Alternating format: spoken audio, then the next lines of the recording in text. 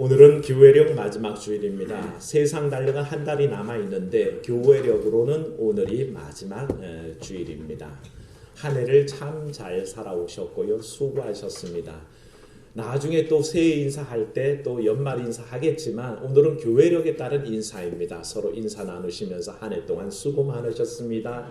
한 해 동안 한 해 동안 감사했습니다. 인사 나누십시오. 네. 주의 은혜였습니다. 여기까지 인도하신 것은 하나님의 은혜인 줄로 믿습니다. 교회력 마지막 주일을 보내면서 동시에 왕이신 그리스도 주일로 오늘은 지킵니다. 이 절기가 지나고 나면 다음 주일부터는 대림절 첫째 주일이라서 우리 교회력으로는 새로운 한 해가 시작됩니다. 새로운 한 해를 여는 첫 장이 열리는 거죠.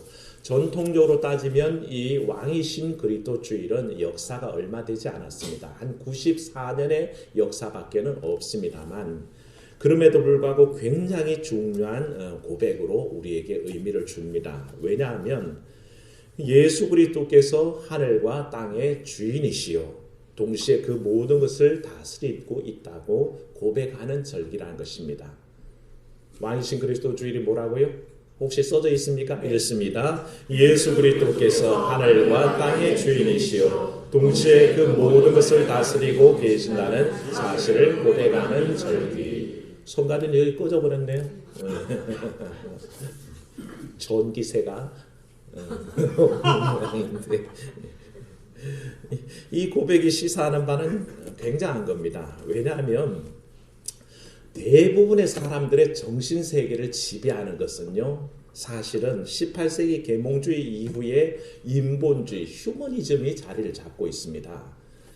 이 생각이 뭐냐 하면 쉽게 말하면 인본주의 그러면 인간이 뭐가 된다고요? 모든 것의 중심이라는 사고방식입니다. 인간이 모든 것의 중심이다. 아니 인간이 중심이란 사고가 도대체 무슨 큰 문제가 됩니까? 라고 얘기할 수 있겠죠. 근데 왜 이 인간이 중심이란 생각이 문제가 될 수 있냐 하면 기독교의 세계관이 가지고 있는 세계의 중심은 어디일까요? 하나님이십니다. 이 하나님이 모든 것의 중심이라는 것을 거부하는 생각이 뭐냐 하면 그게 아니라 인간이 중심입니다 라고 얘기하기 때문에 그것이 문제가 되는 것입니다. 특히 우리 기독교인의 세계관은 하나님이 중심입니다. 역사의 중심이시요 우리의 삶의 중심이시요 이 세계의 중심이십니다. 그게 변화가 없습니다. 그럼에도 불구하고 그 중심을 무너뜨리고 그 자리에다 누구를 올려놓는다고요? 인간들을 올려놓으면서 인본주의가 문제가 되는 것입니다. 우상으로 얘기하자면 인본주의 우상은 자기 자신이 바로 우상이 되어 있다는 뜻입니다. 그래서 인간 중심의 사고가 굉장히 좋은 것 같으나 실제로 그것이 문제되는 것은 하나님 중심 세계관을 거부하기 때문에 문제가 된다는 것을 우리가 먼저 주제하면서요. 인본주의라고 얘기할 때 대체로 몇 가지 입장에서 동의합니다. 대개 사람들이 이런 경향에서 일치하는데 뭐냐면 하나님이나 자연이 숭배 대상이 아니라 오직 인간성만이 숭배의 대상이다라고 생각하니 그 자리에 하나님이 설 자리가 사라져버립니다. 그게 하나의 인본주의요. 신학의 관점에서도 이 인본주의가 나타나면 예수 그리스도의 신성을 부인합니다. 단지 인간이신 예수님, 인간을 강조하기다 보니 인본주의는 인간이신 예수님만 얘기하게 됩니다. 그러다 보니 어떻습니까? 신학 중심이 뭐가 되냐면 하나님의 계시도 성경도 그리스도 이 모든 것들보다는 인간의 이성, 의지 혹은 양심, 인간의 감정에 중점을 둔다는 것입니다. 그러니까 신학 자체도 사람 중심의 신학으로 바뀌어버립니다. 굉장히 아이러니컬하지 않습니까? 신학, 뭘 얘기합니까? 하나님을 얘기하는 학문이 언제부턴가 인본주의가 들어오게 되면서 그 하나님을 말하지 않고 사람을 말하기 시작하니 그게 무슨 신학이 되겠냐는 것입니다. 그런 경향들이 나타났습니다. 그런데 이런 경향이 현대에만 나타난 게 아니라 사실은 인간의 역사가 지속되는 일에 계속 그래왔습니다. 인본주의는 늘 우리 곁에 있었고요. 오늘 본문인 골로새 교회 상황 역시 이런 경향이 두드러지기 때문에 사도 바울이 권면하는 것을 보게 됩니다. 골로새 교회에는 두 가지 대표적인 인본주의의 영향이 드러났습니다. 하나는 뭐냐면 율법주의요, 하나는 헬라 문화 속에 나타나는 영지주의였습니다. 굳이 외우실 필요는 없습니다만 들어보시면 이해가 됩니다. 먼저 율법주의라고 하니까 하나님이 주신 율법 중심으로 사니 그거 하나님 중심의 구원관 아닙니까? 라고 얘기하지만 천만에 그 당시의 율법주의는 하나님 중심의 구원관을 갖고 있지 않습니다. 대신에 뭐가 자리를 잡았냐면 인간의 능력, 인간의 행위, 인간의 노력이 구원시킬 수 있다라고 생각하기 때문에 하나님 중심의 구원관이 아닙니다. 누구 중심의? 인간 중심의 구원관을 얘기하고 있었습니다. 그러니까 바울이 큰일 났다 싶어서 골로새 교회에 편지를 보내는 거죠. 영지주의 역시 마찬가지입니다. 헬라적인 그 철학의 영향하에서 인간의 이성과 지혜가 구원에 이를 수 있다라고 생각했습니다. 피 흘려 죽이신 예수 그리스도의 성육신 사건을 부인합니다. 그것을 부인하다 보니 참 인간이신 예수 그리스도만 강조하게 되고요. 영이신 예수 그리스도만을 주장하다 보니 이 땅에 오사 십자가를 지시고 날 위해 피 흘려 죽어주신 그 모든 일들이 단지 가짜로 나타나는 현상, 가현설이라는 주장을 펴놓게 됩니다. 그러니까 예수께서 이 땅에 오시지 않았다는 겁니다. 단지 영으로 오셨는데 우리 눈에 그저 가짜로 보였다라고 그렇게 이단 사상을 내놨던 것을 알게 됩니다. 그러니까 인간의 이성과 지혜를 의지하다 보니 하나님을 제대로 보지 못하는 거죠. 그게 바로 골로새 교회에 나타난 두 가지 인본주의의 특징이었다는 것을 알게 됩니다. 바울 사도는 어땠을까요? 정면으로 거부합니다. 그럴 수 없다는 것입니다. 어찌 이 만물이 하나님 중심이 아닌 인간 중심으로 돌 수 있으며 구원이 하나님의 사건이 아니라 어떻게 인간의 사건일 수 있냐라고 반박합니다. 그래서 편지를 써서 보내게 되는 것이죠.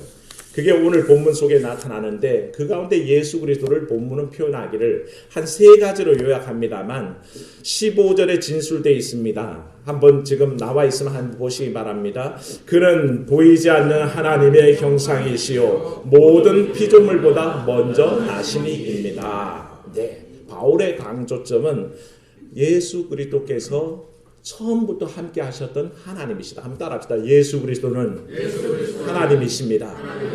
바울은 이것을 얘기하는 겁니다. 원래 계셨던 하나님이심을 얘기합니다. 하나님을 지금까지 본 사람이 없으되 예수 그리스도를 바라보는 사람들은 다 하나님을 보게 되는 것입니다. 바로 예수께서 하나님이시라는 것을 강조하셨고요. 두 번째는 예수 그리스도께서 창조 사역의 주체가 되었다고 말씀하십니다. 16절 한번 읽어봅니다. 만물이 그에게서 창조되되 하늘과 땅에 보이는 것들과 보이지 않는 것들과 혹은 왕권들이나 주권들이나 통치자들이나 권세들이나 만물이 다 그로 말미암고 그를 위하여 창조되었고. 아멘. 처음엔 고백이 뭡니까? 그리스도가 하나님이시라고 고백했고, 두 번째는 뭡니까? 이 그리스도께서 창조 사역의 주체라는 것입니다. 눈에 보이는 모든 만물을 지으셨을 뿐만 아니라 눈에 보이지 않는 것들도 지으셨고요. 특히나 우리 인생들이 가장 두려워 벌벌 떨게 되는 왕권이나 주권이나 통치자나 권세자들조차도 누가 지으셨다고요? 하나님이 지으셨다는 것입니다. 사람들은 되게 웃기죠. 눈에 보이는 권력 앞에는 벌벌 떨지만 눈에 보이지 아니하시는 하나님에 대해서는 잘 인정하지 못합니다. 그러나 사실은 우리가 벌벌 떨고 있는 그 권력조차도 누가 만드셨어요? 하나님이 만드셨다. 그리스도께서 만드셨다라고 그렇게 우리에게 알려주고 있습니다. 그러니 그런 권력조차도 예수 그리스도의 통치 아래에 있고 당연히 우리 그리스도인들의 삶도 그리스도의 통치 아래에 있다는 것은 자명해지는 것입니다. 그리고 세 번째는 바울이 우리에게 가르쳐주고 싶었던 것이 바로 이렇게 세상을 창조하시고 모든 권세조차 만드신 그 그리스도께서 우리와 관계를 맺고 있다는 것을 알려주기를 원했습니다. 그 절대적인 창조주이신 그리스도께서 우리와 별도의 삶을 살지 않으시고 우리와 함께 하신다는 겁니다. 그래서 우리의 삶과 동떨어진 분이 아니라는 것입니다. 그분은 우리의 구원자이십니다. 믿으십니까? 우리의 삶에 철저하게 다가와 계셨고 그분은 우리의 구원자이십니다. 이를 얘기하면서 20절에 이렇게 얘기합니다. 읽어봅시다. 그의 십자가의 피로 화평을 이루사 만물 곧 땅에 있는 것들이나 하늘에 있는 것들이 그로 말미암아 자기와 화목하게 되기를 기뻐하심이라. 아멘. 이 만물 속에 관여하시고 화목하게 되기를 친히 주관하고 계신다는 것입니다. 동떨어진 분이 아닙니다. 한번 따라합시다. 하나님은 지금 여기 나와 함께 하십니다. 그 고백을 바울이 가르쳐 주시면서 바로 그리스도께서는 이런 분이다라고 설명합니다. 근데 바로 이런 그리스도께서 우리에게 구체적으로 해주는 일이 뭔지를 이제 통해서 은혜를 나누려고 하는데, 오늘 말씀에 주목해서 보실 구절이 11절 12절입니다. 이 두 구절에는 골로새 교회를 향한 사도 바울의 사도로서의 기도가 담겨 있습니다. 세 가지 기도를 연거푸 기도하고 있는데, 먼저 그 기도를 한번 읽어볼까요? 11절 12절.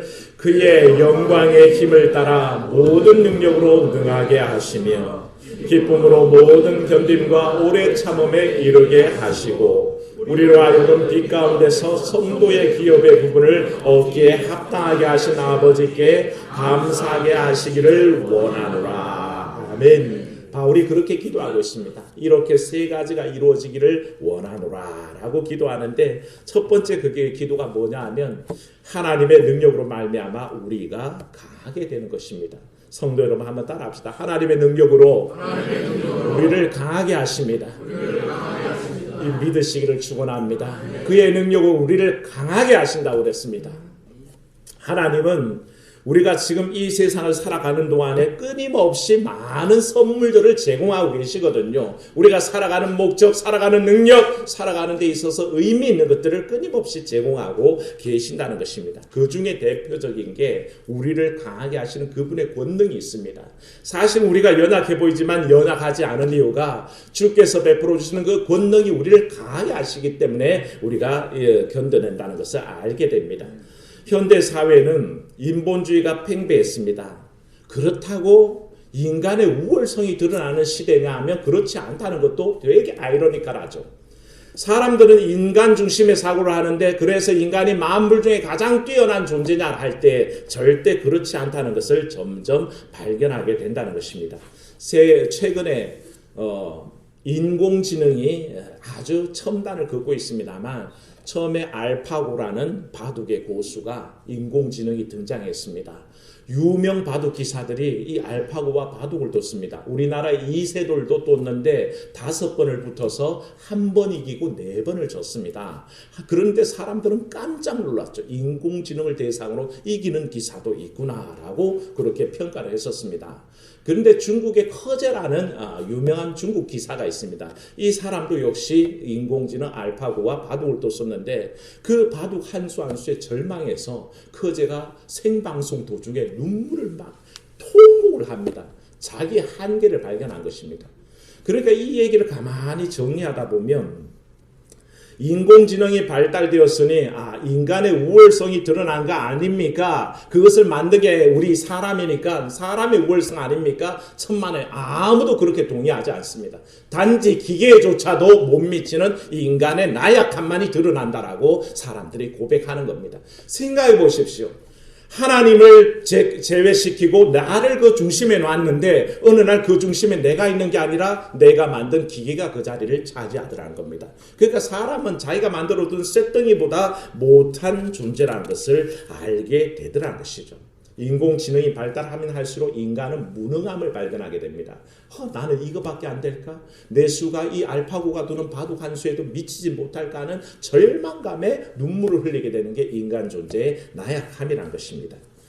어떤 인기 직종도 인공지능에서 자유로울 수 없을 거라고 전망합니다. 왜냐하면요, 의사, 변호사들 요즘은 전문 직종으로 각광받지 않습니까? 인공지능이 최첨단으로 가게 되면 나중에는 진단을 내리는데 의사들이 알고 있는 지식보다 이 인공지능이 포괄하고 있는 지식으로 정확하게 진단하고 거의 오진 없이 오류 없이 병명들을 찾아내는 일들이 일어나서 나중에는 의사가 별로 할 일이 없어질 때가 온다라고 전망합니다. 변호사들이 할 일이 없어진답니다. 지금은 법률 전문가라고 얘기하는데, 나중에 인공지능이 최첨단으로 갈 때는 도저히 사람으로서는 찾아낼 수 없는 판례들을 1초, 2초 순간적으로 다 검색해내서 가장 정확한 판례들을 가지고 변호에 나서기 때문에 사람 도저히 소위 말하는 잽도 안 된다는 세상이 온다는 겁니다. 다시 말하면 인간이 인공지능 앞에서 뭐가 될까요? 바보가 되는 세상이 온다라고 합니다. 말씀드렸지만 이게 우리 사회의 한 단면입니다.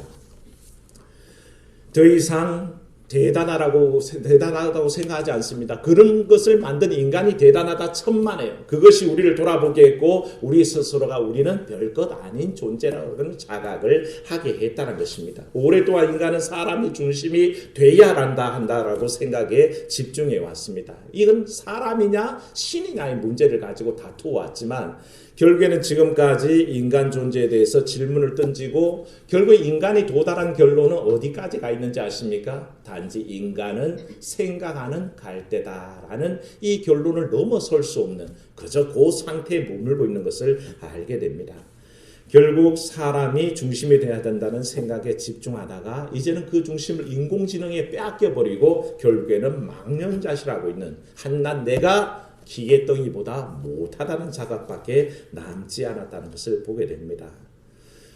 그런데 이런 슈퍼컴퓨터조차도 해결하지 못할 우리 인간들의 문제는 너무 다양하다는 것입니다. 그게 정말 심각한 문제입니다.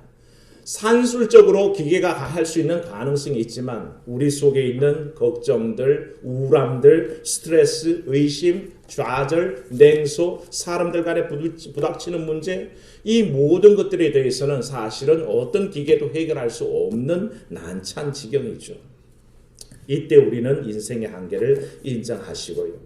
이런 인생들에게 하나님께서 뭐라고 하십니까? 내 영광의 힘으로 너희를 모든 능력에서 뭐하게 하신다고요?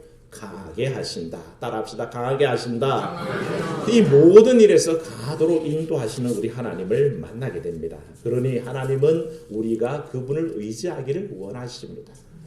아무래도 되지 않는 그 상황 속에서 하나님은 우리가 하나님 앞에 온전히 돌아오기를 청하고 계십니다. 바로 그리스도의 권능은 우리의 나약함이 드러났을 때에 우리를 그 능력으로 강하게 하시는 분이라는 것을 깨닫고 사도 바울이 이를 두고 기도하고 있는 것을 알게 되고요.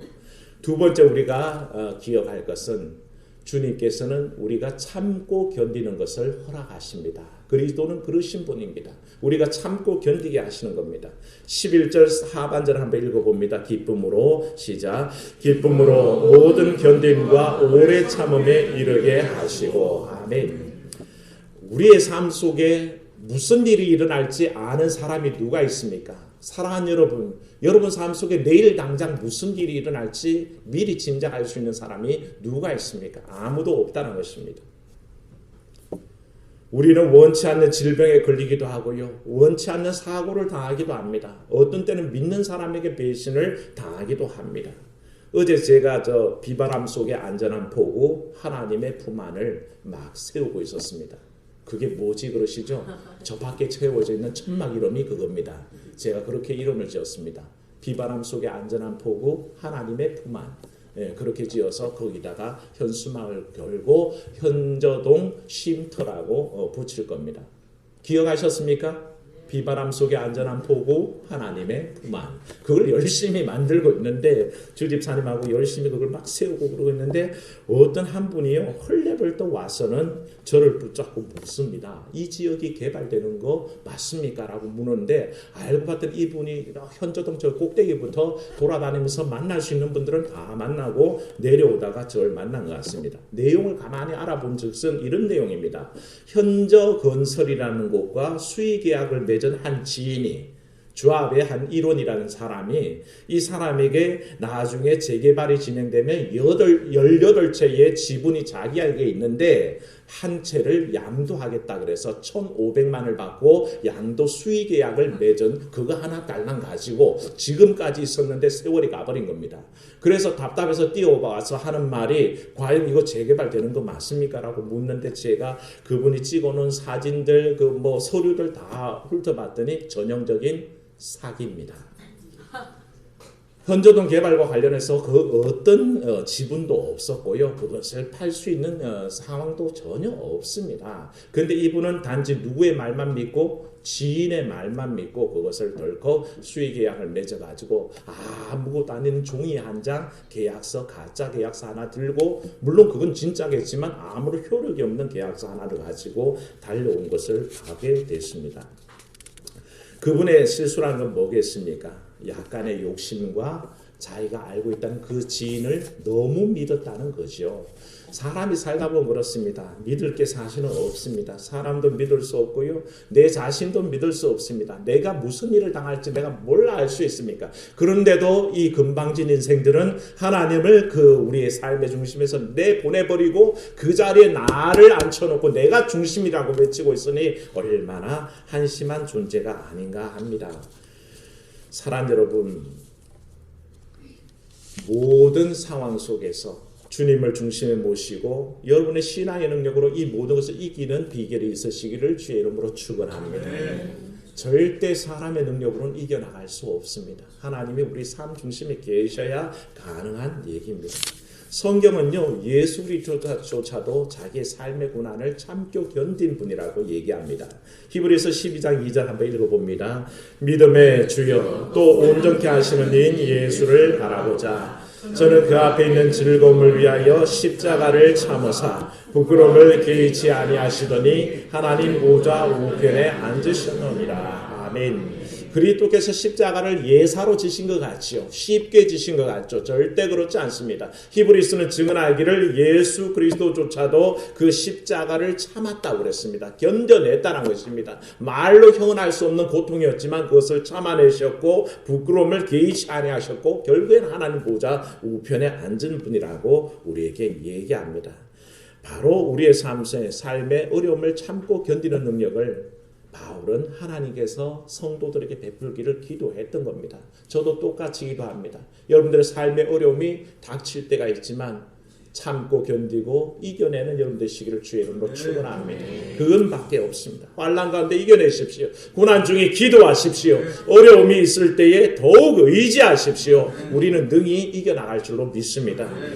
셋째로 우리가 기억할 것은 그리스도는 우리를 기쁜 감사로 인도하신다는 겁니다. 12절 한번 읽어봅니다. 우리로 하여금 빛 가운데서 성도의 기업의 부분을 얻기에 합당하게 하신 아버지께 감사하기를 원하노라. 아멘. 인내심과 마찬가지로 기쁨과 감사는 우리의 일시적인 감정보다 한층 더 성숙한 단계의 신앙으로 우리를 인도합니다. 감정들은 우리를 쉽게 나락으로 떨어뜨려 버립니다. 슬프면 울고요, 고통이 닥쳐오면 아파하고요, 견딜 수 없는 상심 때문에 마음까지 병드는 게 우리들입니다. 감정이 우리를 얼마나 힘들게 하는지 아십니까? 한번 거기에 집중하기 시작하면 벗어날 수가 없습니다. 사람이 나를 힘들게 할 때 그게 집착할수록 나는 그 나락에서 벗어날 수 없는 존재가 바로 현대 인생들입니다. 현대인들의 심각한 질병을 꼽으라고 하면 스트레스로부터는 우울증이라고 보통 진단을 합니다. 그만큼 심각한 질병이 없다고 합니다.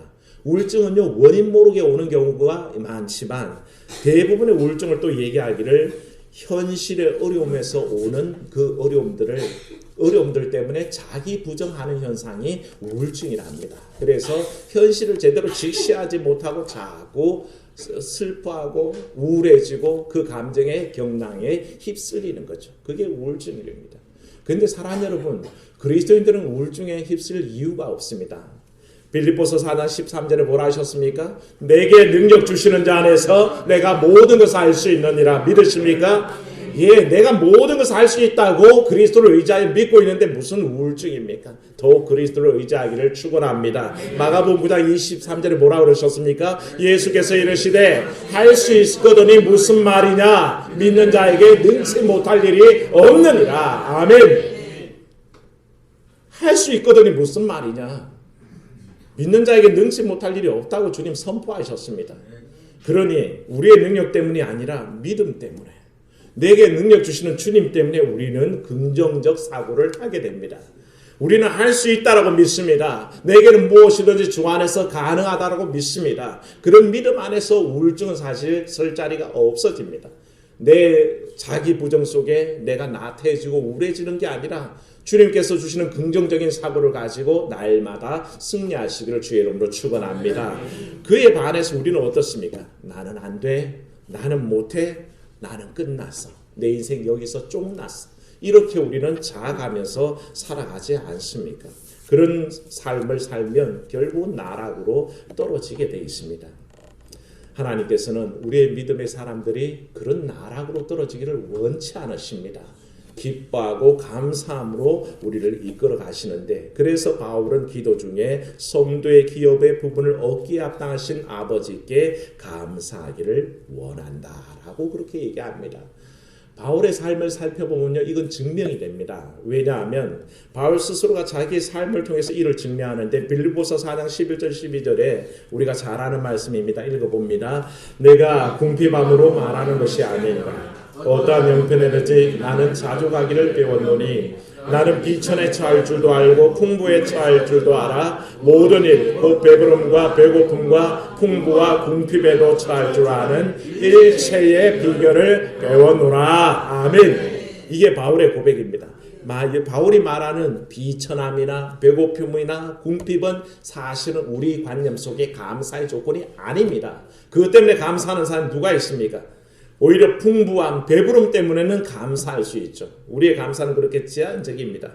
그런데도 바울은 비천도 풍부도 감사할 일이요, 배부름도 배고픔도 감사할 일이요, 또한 풍부와 궁핍 모두에 자족할 줄 안다고 했습니다. 자족이 뭡니까? 하나님 주신 줄 알고 만족하고 감사하는 게 바로 자족입니다. 바울은 그런 삶을 살았습니다. 그래서 자기의 삶을 자기의 신앙에 담아서 데살로니가전서 5장 16절에서 18절 뭐라 했습니까? 항상 기뻐하라, 쉬지 말고 기도하라, 범사에 감사하라. 예, 그렇게 말씀하신 겁니다. 이유가 다 있습니다. 바울은 절박한 상황 속에서도 하나님의 능력을 알았고 붙잡았기 때문에 성도들 향해서 담대하게 얘기를 항상 기도하라, 쉬지 말고 기도하라. 항상 기뻐하라, 쉬지 말고 기도하라. 범사에 감사. 목사도 헷갈릴 때 있어요. 이해하십시오. 그렇게 얘기할 수 있다는 것이죠. 사랑 여러분, 여러분의 믿음의 방향을 잘 잡으십시오. 바울은 그것을 위해서 이 왕이신 그리스도 주일에 자기의 그 세 가지의 절박한 기도를 통해서 골로새 교회를 위해서 기도하고 있는 겁니다. 야구를 하는 분들, 야구 좋아하십니까? 야구를 치면요, 공이 딱 맞으면, 정확하게 맞으면 아주 경쾌한 소리와 함께 홈런 타구가 나오는데, 홈런이 나오는 것은 후들려 패서 그냥 멀리만 간다고 홈런이 아닙니다. 파울 라인이라는 게 있습니다. 그 라인을 벗어나지 않고 멀리 가야지, 한치라도 이 파울 라인에서 벗어나면 그걸 뭐라고 부릅니까? 파울볼이라고 부릅니다. 아무리 멀리 날아가도 그것은 파울볼에 불과하다는 것입니다. 우리의 신앙이 바로 그것입니다.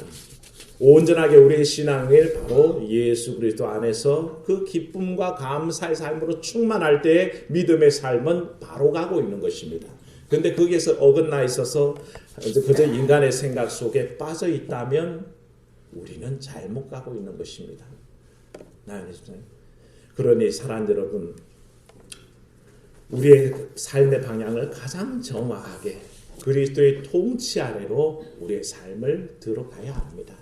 그리스도의 다스리는 범위를 넘었으면 우리는 인생의 파울을 범하는 겁니다. 하지만 그 속에 있으면 온전히 주 안에서 살아가는 겁니다. 하나 찬양합시다. 두 손 들고 찬양합니다. 오직 주만이 나를 다스리네 고백하기 바랍니다.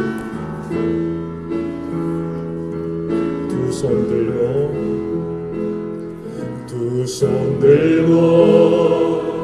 찬양합니다. 다시 오실 왕 여호와께 오직 주만이 나를 다스리니. 다시 한번 두 손 들고 찬양합니다. 여러분 손 들고 찬양합시다. 두 손 들고 찬양합니다. 다시 오실 왕 여호와께 오직 주만이 나를 다스리네. 나 주님만을 섬기리, 나 주님만을 섬기리. 헛된 마음 버리고, 헛된 마음 버리고, 성령의 은혜 영혼, 성령의 은혜 영혼 충만하게 하소서. 주님 앞에 내 생명 드리 다시 한번 나 주님만을 섬기리. 나 주님만을 섬기리. 헛된 마음 버리고 헛된 마음 버리고 성령이여 내 영혼 충만하게 하소서. 충만하게 하소서. 주님 앞에 내 생명 드리리라. 아멘. 아멘. 고백대로 주님만이 나를 다스린 것을 인정하시고 왕이신 그리스도를 인정하십시오. 그러면 그분께서 내 삶에 찾아오사 나를 다스릴 줄로 믿습니다. 그 어떤 것에도 여러분의 마음을 빼앗기지 마십시오. 여러분의 영혼을 빼앗기지 마십시오. 오직 주께서만 나를 다스린다는 이 귀한 고백 속에 오늘도 이 왕이신 그리스도 주의를 보내는 여러분 되시기를 주의 이름으로 축원합니다. 은혜로우신 하나님 아버지, 왕이신 그리스도 주일에 우리의 삶의 주인이신 주님을 다시 바라보게 하시니 감사합니다. 주께서만 우리의 왕이십니다. 주만 우리를 다스리실 것이요, 우리는 주의 통치의 범위 속에 살아가는 존재입니다. 그 어느 것에도 우리 마음과 우리 몸을 빼앗기지 않는 그런 귀한 삶을 살아서 하나님 것으로 인쳐지며 그 주시는 능력과 그 기쁨과 그 감사함으로 하나님 안에서 늘 승리하는 삶을 살게 하여 주시옵소서. 그래 우리의 고백은 내게 능력 주시는 자 안에서 내가 모든 것을 할 수 있느니라 고백하게 하시고, 또한 할 수 있거든이 무슨 말이냐, 믿는 자에게 능치 못할 일이 없느니라 고백하는 귀한 고백이 우리의 삶을 떠나지 않게 하여 주시옵소서. 사랑하는 성도들 삶에 예기지 않게 다가온 불행 가운데 있는 이들이 있습니다. 하지만 이것이 불행이 아닌 것은 우리가 능히 이길 것이요, 주께서 아버지 이길 힘을 주시는 것을 믿기 때문에 하나님 주만 의지하고 나아갑니다. 건강도 이겨내게 하시고 물질의 문제도 이겨내게 하시고 지금 가장 비참한 삶 속에 있을지라도 하나님께서 크게 들어 사용하심을 믿게 하여 주시옵소서. 주 예수님 이름으로 기도하옵나이다. 아멘.